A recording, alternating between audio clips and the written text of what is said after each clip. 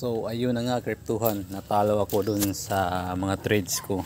Kasi ang pagkakamali ko noong una ay inulit ko pa. Yun. Pero siguro yun sa pagdevelop ng skill. Kasi sa aking pananaw, every time na nagtitrade ako is halos ma-catch ko na yung mga, kasi tulad dito lang stop loss ko. Napansin ko sa trade ko is around 50 pips, 50 micro pips lang, 20 micro pips nag-i-entry ako, tapos nagka-cut loss ako.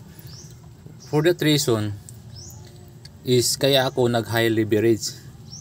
Pero natalo ako, Kryptuhan. Ito, natalo ako. Yung $100 is naging 29 na lang. Ito papakita ko sa inyo mga talo ko. Kasi ito yung totoo eh.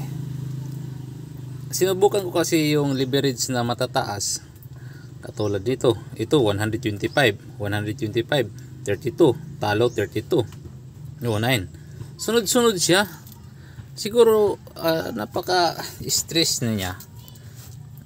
Kaya nga gusto kong matuto sa 125 times.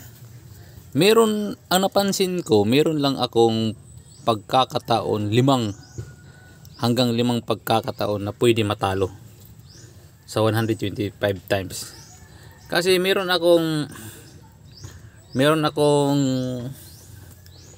nakita na nagtitrade siya sa online. Tapos bakit kaya napakataas ng ROI niya? Yun. Kaya ako sinubukan ko kung posible ba or hindi. Ayun nga, sa pagmamadali ko is yun, daming sunod-sunod na talo. Sana meron kayong natutunan dito sa pagkakamali ko to. Pero yun, susubukan ko talaga to. Katulad nito, dito ako nag-entry, dito yung exit plan ko. Kasi sa within 1 hour, sa aking palagay dapat hindi na magkalagpas ang dito. Hindi na dapat siya lumagpas. Yun ang paniniwala ko. Kasi paangat yung price pumatong siya dito within this line. So kaya ako nag-buy. Dyan. Dito meron naman supply. Titingnan natin sa 1 minute. So meron nga siya. Pero hope na magtuloy ito.